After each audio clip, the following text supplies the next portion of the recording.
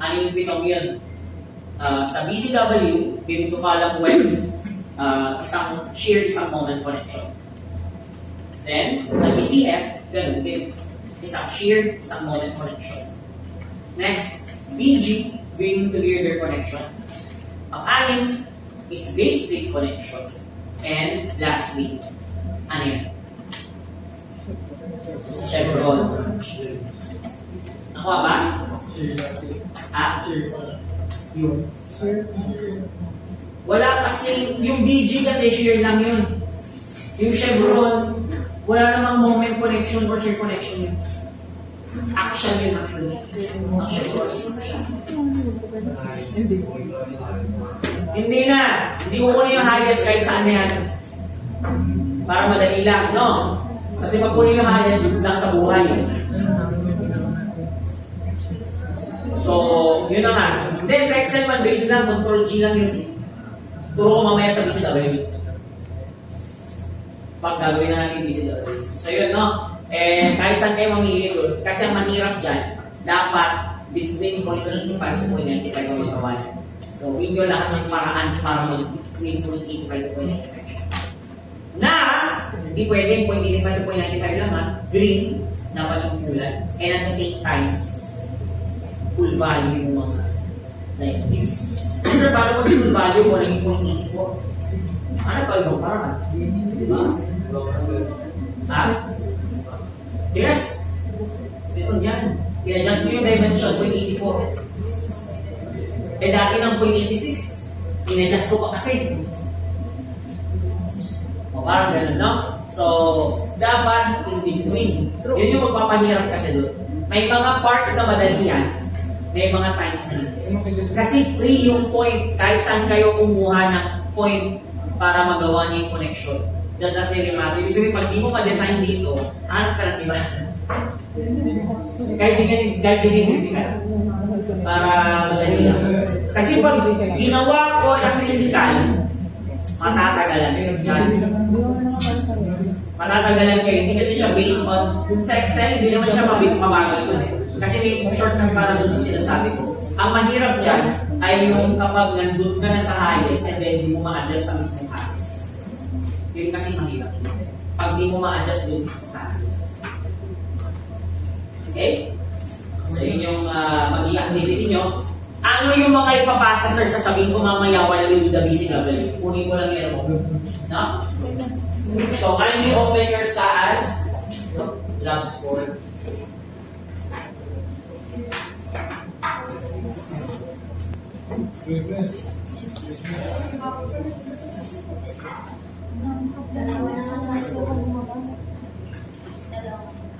Marami naman nakagawa ng activity.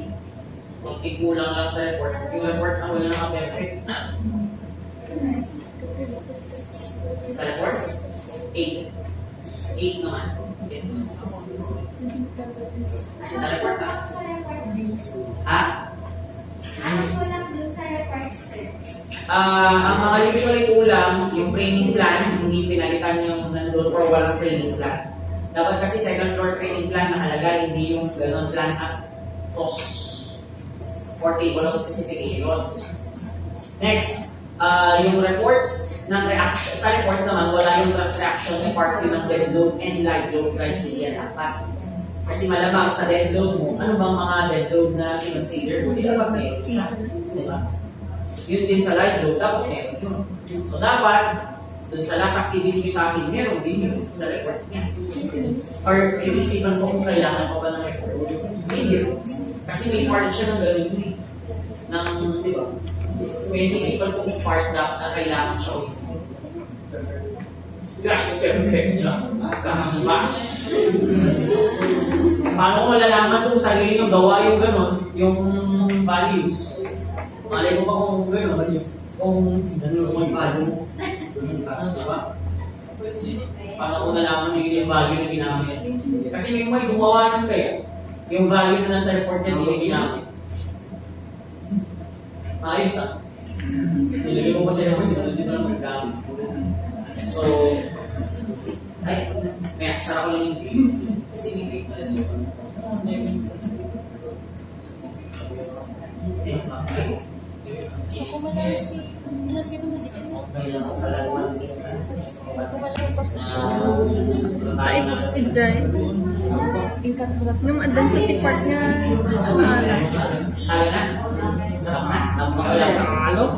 pag flash na eh.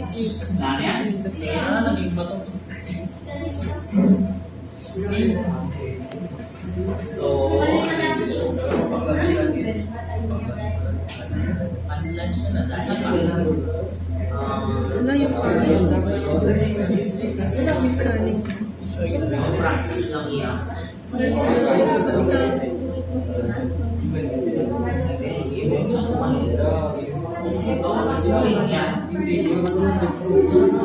Okay, so BCW tayo.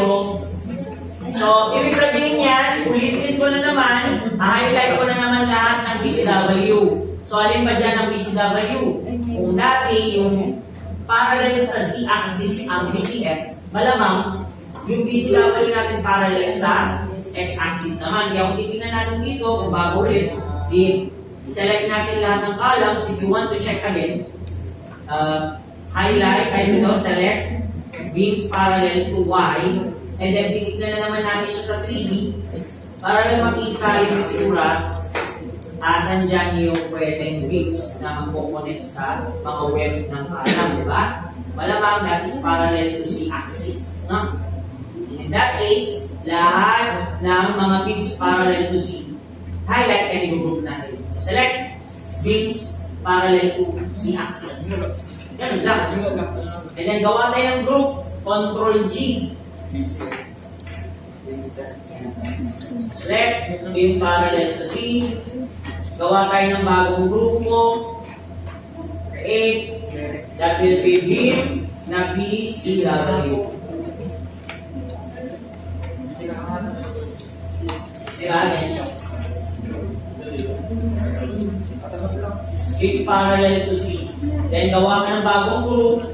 Pakalanan kong BCW. Then select type beams yan. Click OK. Then assign lahat ng mga naka-highlight, associate lang natin yan. Then i-re-run na naman natin ito. So bakit natin i-re-run? Mas lagi ganyan, no? Kasi kung may bagong group, i-run ulit. Nakuha ba? There's a new group, i-run yung group. O sa tayo dyan, run, Ctrl F5. Yes, save. Mag-open naman ng Excel.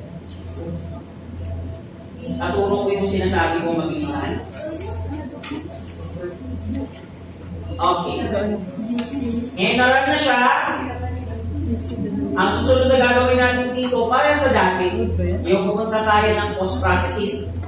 Tapos after ng post-processing, hahanapin natin yung maximum shear and moment na naman based on that group. So, same, pipindutin natin itong post-processing. And then, tatanggalin natin lahat ng primary loads. If you remember, di ba? Kasi ang mahirap yan, kapag kasama to, dagdag pa yan na rows per ilang beam yung kasama. So imagine yung 6 times number of beams, no? Patatanggal sa reports natin. So dito, tanggalin natin na naman itong 6 na primary loads, lagay sa left, and then yung range, papalitan niya ng BCW na group. Okay na. Diba? Then click OK. Pagka-click natin ng OK, okay na tayo dyan. Pupunta tayo ng beam results. Diba? Beam results tayo. Then dun sa lower right, unahin na lang natin yung shear. Tama? Shear na lang unahin natin. Pipilitin yung maximum shear forces. Nagawa ba yan? Para last meeting lang, no? Then, pagka-pindot ng maximum shear forces, pindutin yung beam para ma-highlight lahat. Then, Ctrl C. Ctrl V natin sa Excel para lumabas na naman to. Okay, tuturo ko na kung para mas mabilis mag-spread yung ating beam number. Nagawa na ba ganito? I do hope so, no? So, gagawin ko, from column F to I, patanggalin na natin yan, delete. Tapos, ganito gagawin, itong buong column A, paki-highlight. So, pindutin niyo yung A mismo sa may column. Then, pakipindot dyan, Control G. Go to. Mga ba?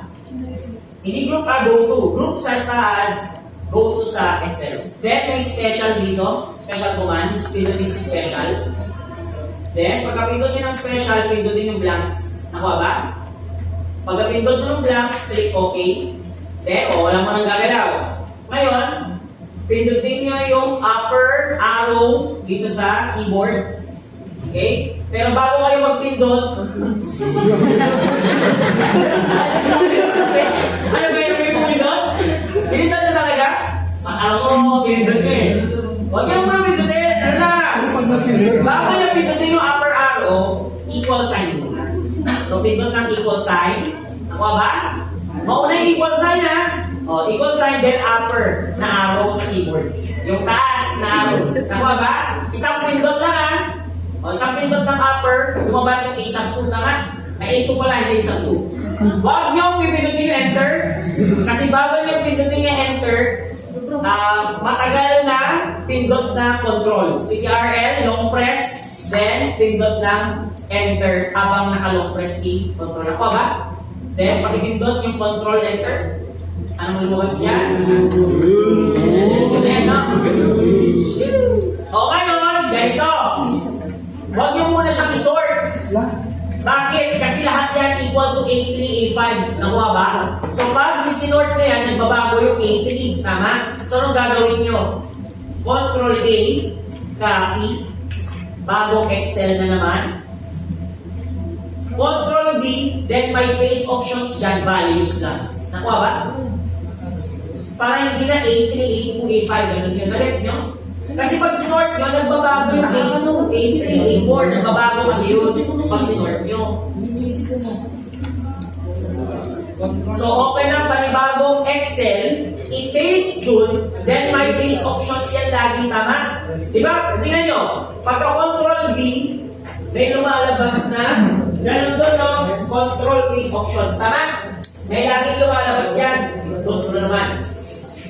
So, sample Control V, ayun, may paste options dito sa lower right niya. Pindutin yan, then hanapin yung paste values, yung values. Okay? Hanapin niyo yung parang papel na may folder, tapos may 1, 2, 3 sa baba niya. So, yan yung values only. So, ibig sabihin nyo, only copy the values. Ano? Hanapin yung CTRL. O yan, ganito. Pagkababa nyo, paste nyo ganun. Ayan o.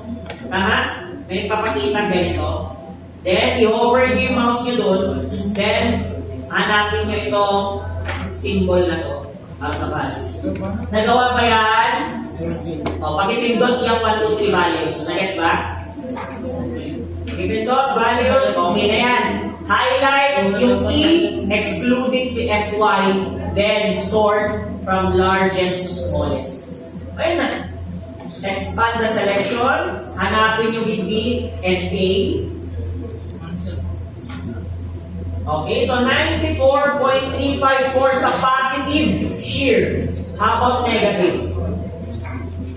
94.474. Ano mas malaki?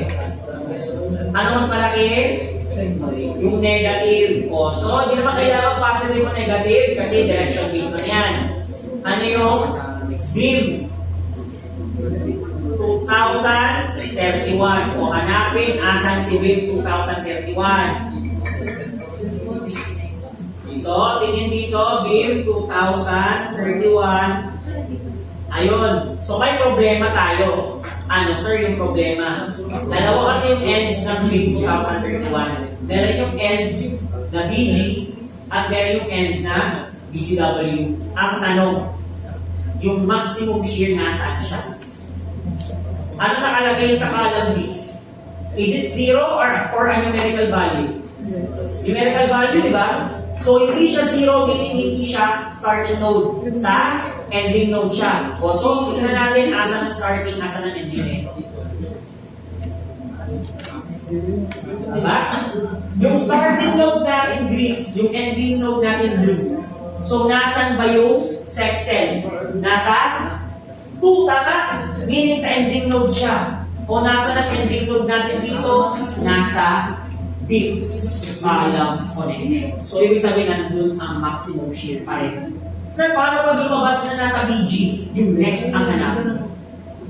Nagets nyo? Kasi malamang, bakit mo i-design yung BG ng BCW? Tama? BCW, check natin, tama? Wala ka kasing choice. Kasi kailangan mo hatiin yung buong beam na yan. So, pag nakuha mo yung maximum shear nandun sa may BG connection, kahit i-erase nyo na yun, yun naman kasi yung part dapat. Wala, nasama lang siya kasi at least may BCW dun sa isang side din. O since, okay na to, dyan na tayo mag-shear connection. Wala. How about moment? Ganun ulit. O nari sa moment. So maximum bending moment, Control C. Dito, Control V. Dito. O gano'n na naman. Highlight ko yung A. Control G. Special. Blanks. Okay. Equals. Upper. Control Enter. And yan. Control A, Control C, Control N, Control E. Same process lang. Diba? Tapos, kung kakalimutan na values lang. Ako na lang mag-sort dito. Sort. Largest to smallest. Maximum moment. May 78.049. How about sa negative? Wala na. Yun na talaga largest. 78. Point. 049. Saan ulit siya? Beam 2031. Parehas, no? Parehas, beam 2031. Tama? Saan part siya? Start or end? Sa end kasi ito. O di, andun din ang maximum shear at maximum moment sa connection na to. Nakuha ba? Andyan ang both maximum shear and maximum moment. Diyan na tayo mag-design ng BCW, shear connection, BCW, moment connection. Sinend ko pala sa inyo yung PDF ng RAM connection na discussion. Para sa Thursday, pwede kayo mamili doon kung ano yung sandali. Nakuha ba? For example, gawan mo na, flange plate. Kayo, practicein nyo na siya ngayon kung gusto nyo. Ang pinakamadali kasi sa moment connections, flange plate. Kunwari, gawan ko flange plate. Smart connection, BCW, flange plate. Ayan, all 10. Okay. 0.84. Kulang. Pero syempre, i-adjust pa natin yung kanyang dimensions, no? So it was 5, 50, 50, 50, 50, diba? Wala na. So yun po pa rin. Wala natin ko, saan ba nasira kasi ako yung 84 na yan. Shear yielding due to welds. Ibig sabihin, nagkaroon ng shear on weld, nag-crack yung mga weld niya. So, paano kaya papahinahin pa yung weld? Uy, E70, gawin ko E60. Diba? O, 0.94 na siya. Pasok ba? Swak! Par! Pwede na yan. Kaya pa pala ng E60. Ito lang si RAM connection. Ayan na, 0.94. Pasok! Same. Kasi whole value na lahat eh. Diba? Pwede na yan. DXF na. Diba? Pa ba yan? Dito ka lang flange to. Connection. So, moment connection to kasi sa flange. Ayan. This is flange plate. BCW flange plate. Doon pa rin. Ayan. Sa hospital natin, shear and moment hospital plate.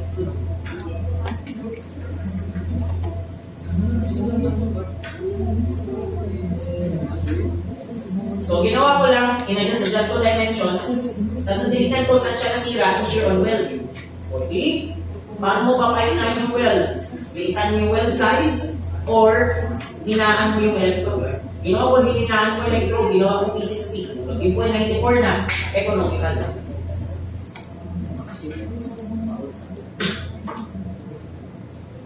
So, pwede mo yan. So, ano yung part na ipapasa nyo sa akin? Ang ipapasa nyo sa akin dito, hindi lang saan, isama nyo itong PDF converted from DXN. So, ano gagawin? I-export ko ito. Kung natapos na yung design nito, nagawa nyo na lahat ng design, lahat ng pwedeng palitan ng null value, pinalitan nyo na ng null value, punta kayong DXF, and then export na to. Ngayon, i-export natin siya, pangalanan ko na lang itong BCW, moment connection, tapos saan ko siya isa-save, kahit saan na muna, sa documents na lang, ayan, save, then 1:100, okay. Kahit na, hindi na 1:100 yan, no? So, save and exit ko to. Ang gagawin ko, i-open ko yun. Pagka-open ko yan, ayusin ko lang konti para naman hindi magulo-gulo, no? And then, i-plot ko siya. Gawin ko, i-adjust ko lang to, move ko ng sideways para medyo malapit sa isa't isa, ganyan. And then, plot, di ba? Pagka-plot, print to PDF, naka-landscape, center natin yung windows from here, papunta dito. Ayan. Then, preview natin, pwede magpapakita. Tama? O, yan yung isa sa akin. So, paano gagawin dyan? Click OK. And then, save natin siguro sa documents. Ano to? BCW, moment connection. Pero hindi lang exit dapat ko lang save. Yan. Yan, pag binasa niya na ganito, minus. Dapat, rotate. Yan. Hindi ba, rotate, then close, then okay mo ulit. Ganun na siya. Tama? Yan. So, ganyan, papasa niyo sa akin. Kuma ba?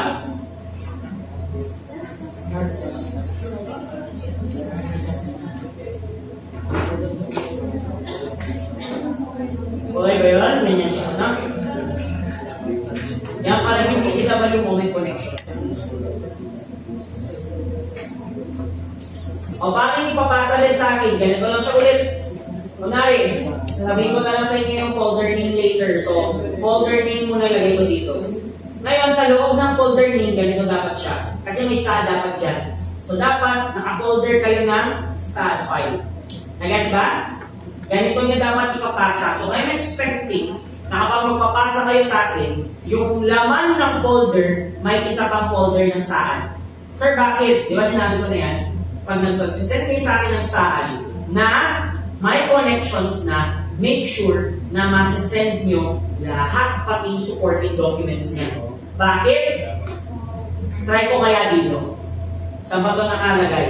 Sa pang-practice ng IA desktop. So, alalahanin niyo ba? Meron yan. Save. No change again. I-close ko to. Okay? Kunin ko yun. Save ko dito sa stat file. Tapos open ko. Tinan nyo na mabuti. Pang-practice lang yan sa yung frame yan. Pwede naman yan. Ayun yung frame yan. Yan.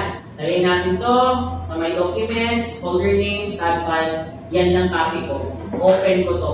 Wala na naman. Pag yan lang kasi in-open ko, ibig sabihin yan, hindi pa yan nararan. Tama? Doon pa lang, alam mo na wala na yung connection design.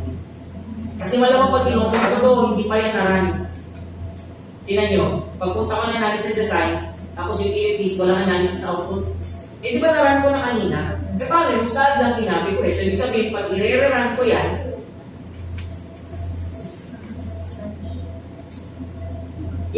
tapos kung tawag ko ng connection design, lang ko na lahat yan. Kaya make sure lang na kasama lahat ng supporting documents. Kung ayaw nyo, alam nyo yung mga sa inyo.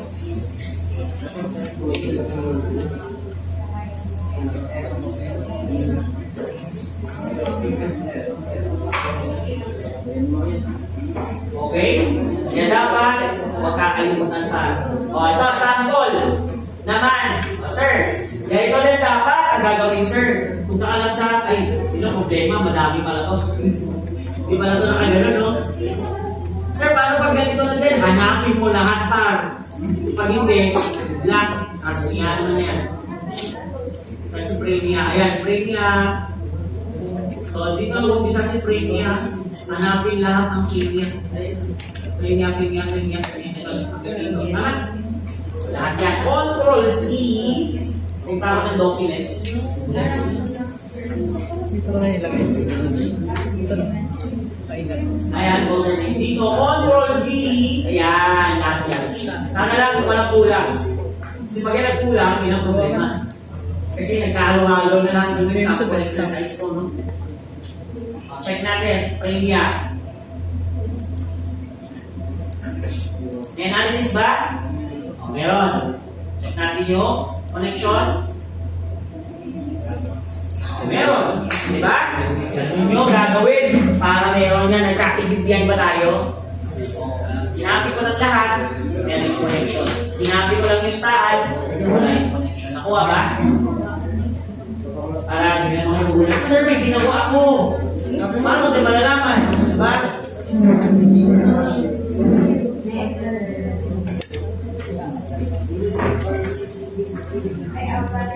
Okay. Next, yung Chevron James. Ako dito, ng frame niya ulit.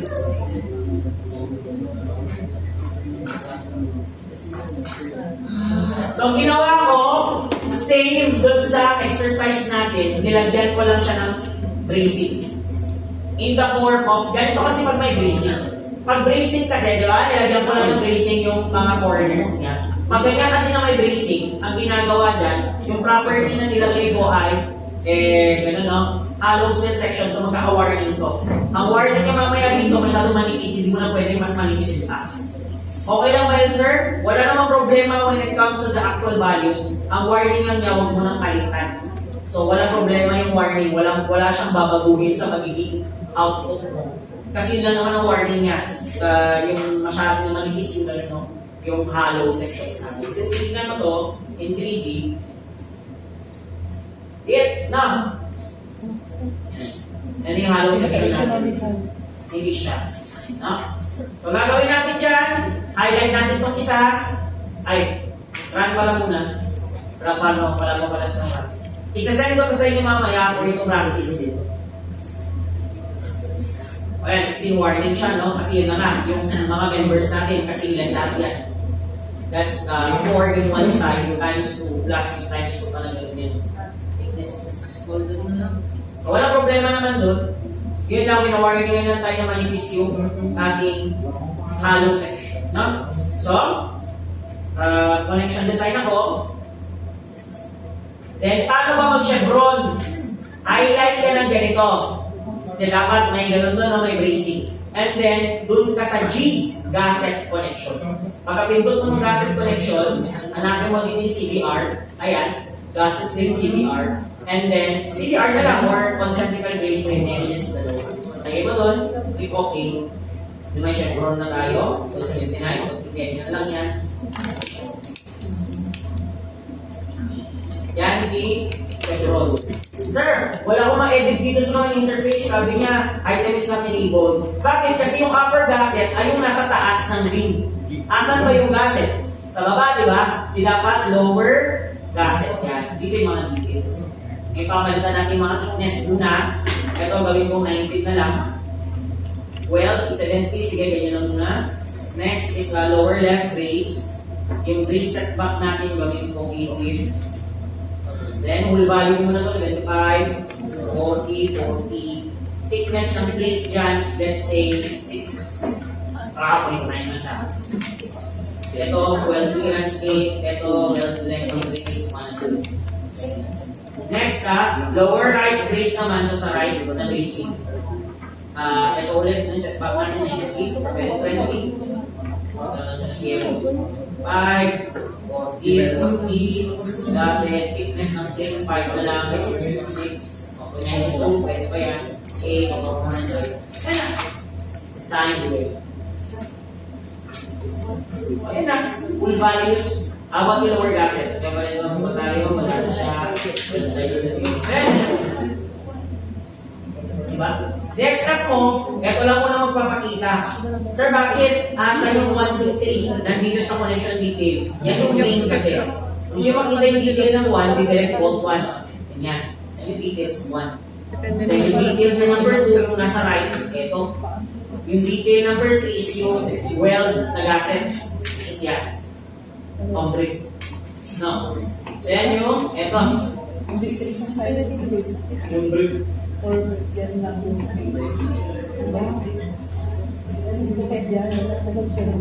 Sir, paano hindi mo na mababago yun? Wala ka ng choice. Kasi this is American shapes, no? Naka-inches siya converted to mm. So, hindi yan yung values. Yes? Sa Chevron, yan lang yung ano, yung Yan lang yun. hindi sa i-save na ano sir, sa PDF. Ay, dito. Lahat ng tatlo. Separate lang. Yes. Depende. Export to the expert. Hindi lahat yan. Pinibigisa. Pwede mo siyang i-as 1 sa isang gano'n page. Kung dahaman. Di ba per page yung bayad sa ganyan sa ginagawa nila, ihanagin sa para gano'n, isang video per page. Per page yung bayad. Oo, that's may mga wagawa nito. Pwede pa pagkasya sa isang grupo, hindi sa akin, dalawa per page. Hindi, malis yung gano'n kasi bukan. Mas mahal.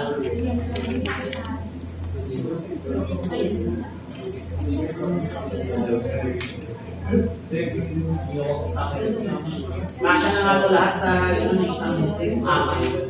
Yung main, yung directly volted left, directly volted right, tsaka yung directly volted ni gas. Kasya na lahat.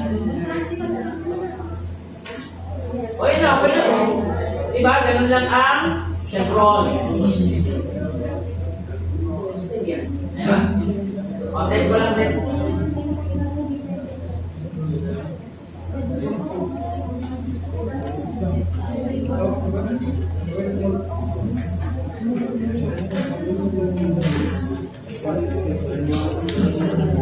Let's go na din,